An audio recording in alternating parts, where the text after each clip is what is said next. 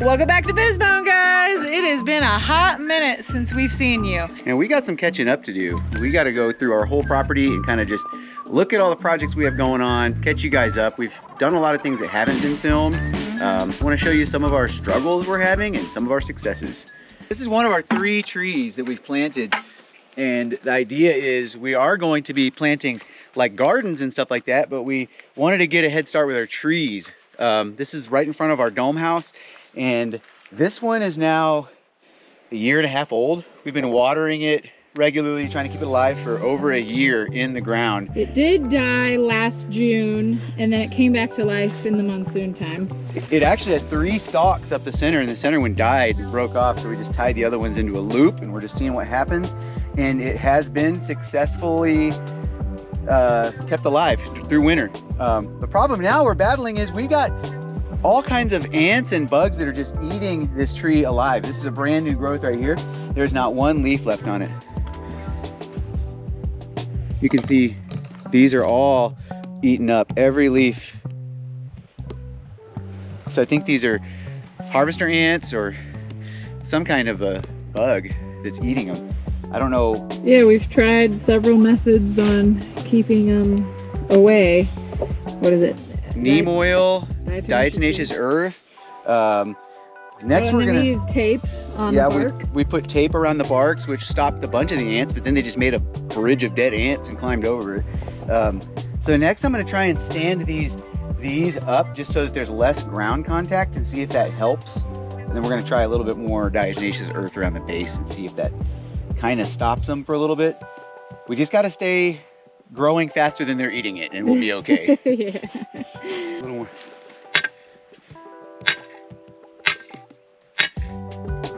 That's good. Yeah.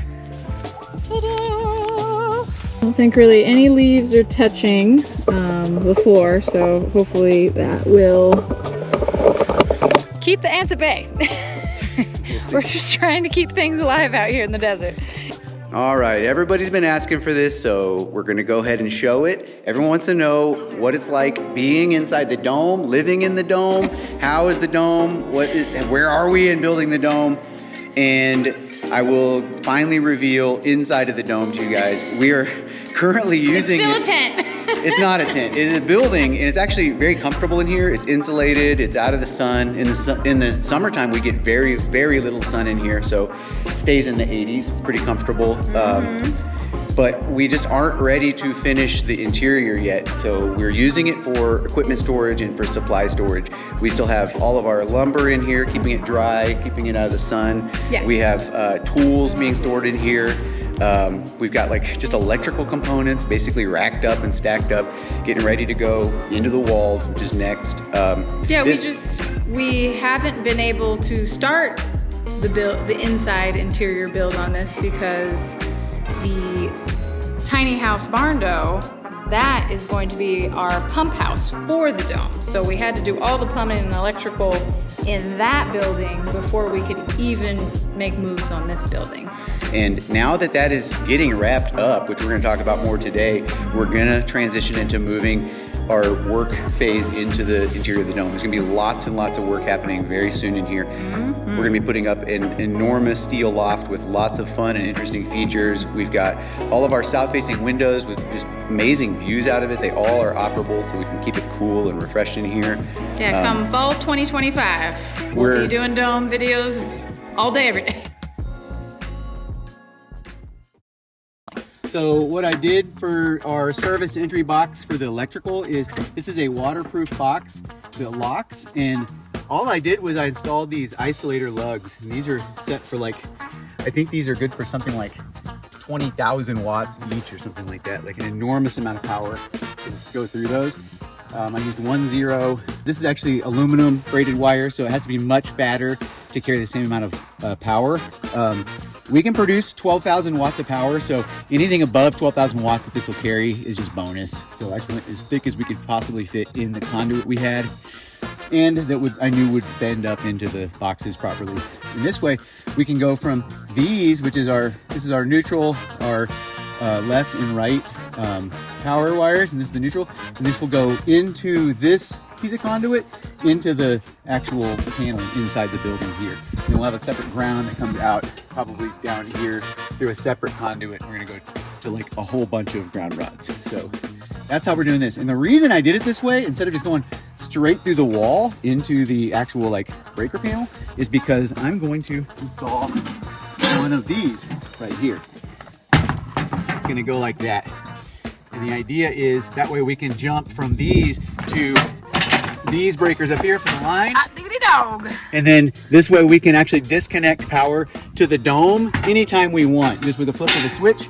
The idea is during a heavy electrical storm, we want to kill any power underground, depending on what's going on, what we're doing. Like we'll have our food freezers in this building, so we don't want to necessarily turn those off all the time.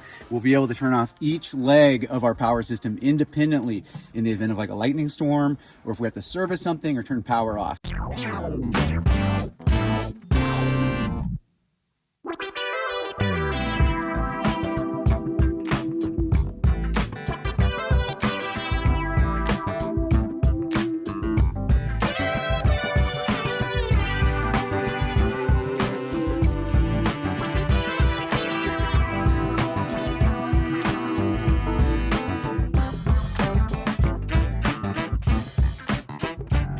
Just coming out of the ground, they're not connected to anything yet. We're going to add a second panel right here that comes out of our battery room, and this will feed into these aluminum wires. Yeah, over the last month, we've been working on getting electricity to the tiny house And water, yeah. And we've trenched the line from our power room to the building, and we were going to hook it up to our power system last week, but we ran into an issue. Yeah, we've never seen this before. We've been using this power system very consistently without any issues for almost a couple years now, like a year and a half or something like that. So we'll show you what we noticed. Two of these batteries don't look like the other ones. Now we got green. What is that? Red alarm code. And then we got some more greens down here. So these two are currently not giving us any power. We are down to 4 batteries now. Yeah, 4 out of the 6 ain't great because we're in the hottest time of the year. We need this all working properly before monsoon hits for sure. We're gonna get less sun, and so we need to have more battery on deck to keep us cool and just keep everything powered. We've already contacted Signature Solar about what's going on, and I think we already have a ticket open, and we're supposed to call our tech guy today to try and figure out what's going on. Specialist at Signature Solar. Also, I did go ahead and pull up your station, the Bisbone station, just to take a look. Okay. All the settings look good here. All right, I'm opening it up. I should be able to connect here now. I do have a lot of family that works here. I think it went my brother and my dad and me, all working here, and we actually got some solar for our house pretty recently. Oh, cool. Awesome. We're in the battery room. Set your laptop up there. I'm gonna go ahead and unhook these comm cables here, and then we'll plug in that one. I think. Oh, there we go. All right, now I'll plug this in. Wow. Okay, it's plugged into the battery. Let me just verify that the charging loss goes away with the 3.4 firmware update here. Okay, sweet. So it's just a firmware issue. It's pretty amazing that he can actually put firmware on the battery remotely through our Wi-Fi, which is powered by these batteries, into this computer, into this battery. We're in the future. All we're doing here is the firmware update. Oh, okay. Anytime you firmware update a battery, the distance has to be on that. Right, yeah, we did that last time too. Okay, that's all down and it's off. Alright, so can you turn it back on now? Yep. So what you'll have to do here, you just have to go to program upgrade, change the device address here to 0, and then you'll click get boot information here. You're going to look for this hardware version number here. It's either going to say 0207 or 0205. I would say 95% of the time it's going to say 0207. And what that does is because you'll have to click load upgrade program next. And then go to your downloads, find that firmware file here.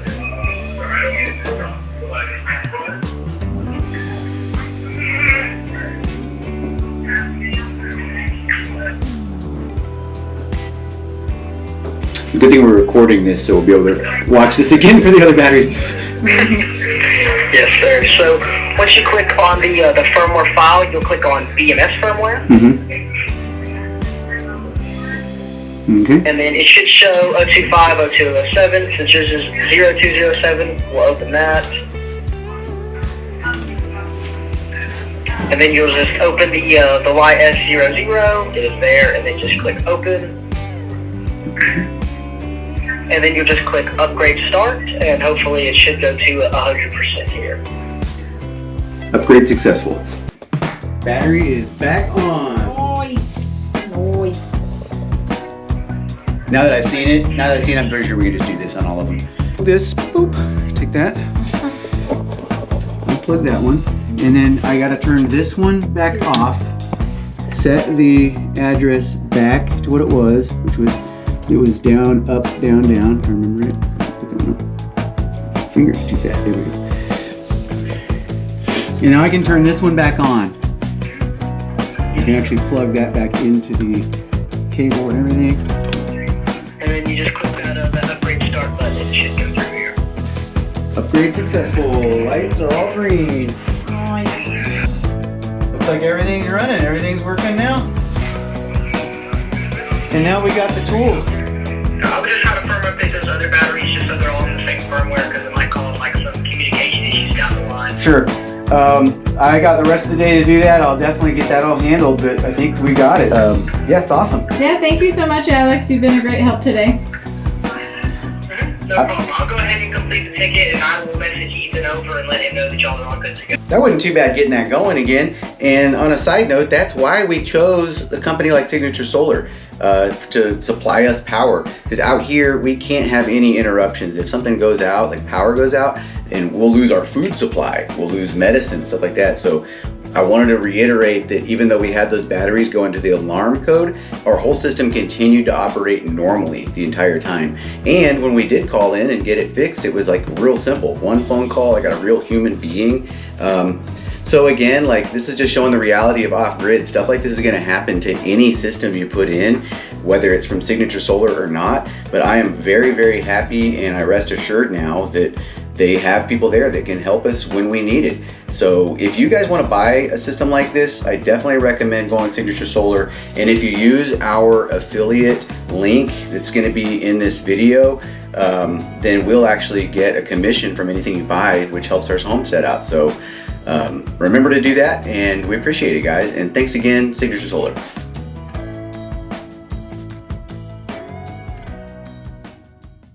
All right, well, now that our batteries are all working properly, we can start getting power into this building. Yes, I'm so excited. We'll have that all hooked up in the next week or two, but we can at least show you what we've gotten done in here so far. We've made a bunch of progress, even without the power. What should we show everyone I'll first? start with the end wall, because it's kind of a representation of what both of the end walls will look like. We've actually found and procured this ancient barnwood. We've nailed it up to this wall. It's like a tongue and groove style, just to give it kind of a cabiny feel.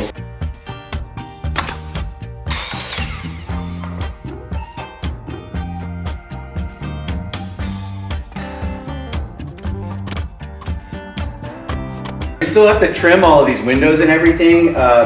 Yeah, I love it so far. And this end wall will also be that same wood. We hope that we have all of the wood for it. I think we have enough. It doesn't take as much wood as you would think because of the size of the windows. We also need to finish the drywall on this wall. Over here, we have completed the water system in here. Everything is complete other than the fixtures that go on the end of these 1/2-inch PEX lines here. We also have our washer and dryer in here. We've got a little island in here, and we're about to put a counter in here. So as you can see right here, this layout we have with tape, and this is going to be basically like our utility cabinetry that we're going to be putting in very soon. So basically there'll be like a small cabinet right here, the stove, and then it will be a little L shape that goes all the way out to here. So this will be all countertop and cabinetry underneath. This will be our double sink. And then we're gonna hopefully maybe in the corner utilize that space with a lazy Susan. Yeah, and then we'll have our washer and dryer pretty much is where it's gonna stay, right here. We have And an extra then- surprise right here. We'll tell you guys what's gonna go here once we put it in. It's gonna be cool. Oh, we're not telling them? I don't think we should. Oh, okay then. Wait till Well, last minute. it's top secret for now, guys. Sorry. But obviously AC is in and working great. It is nice and comfortable in here. Not bad for a July day. Oh, and also this space over here, pretend like you don't see all these things. This is all gonna be a gym. We're gonna install a squat rack right here in this section. There is gonna be a couple of pieces of exercise equipment in here. We gotta stay in shape while we're out here in the desert. So on a hot day, I don't wanna be outside doing this stuff. So I'd rather be in here. No, this is our summertime space for when we wanna work out.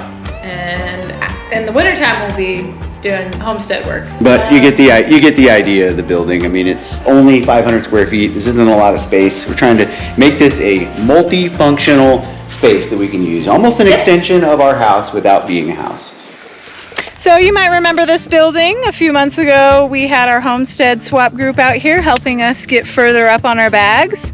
And since then, we haven't really done anything, except we've stabilized the top of it. Because we learned our lesson last time, didn't we? Yeah, I just did a mixture of Portland cement and sand and kind of made a slurry, coated the entire top of the building. We think that'll protect it from UV damage and from rain damage.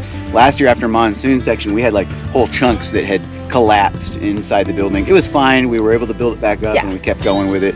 But we don't want that to happen again, so. Yeah, and ideally, you know, the goal was to get the roof and the rest of the bags and bottle bricks finished before monsoon, but we're when it comes down to it, we're restricted on time and resources, and we want to enjoy this project. This has been really fun thus far.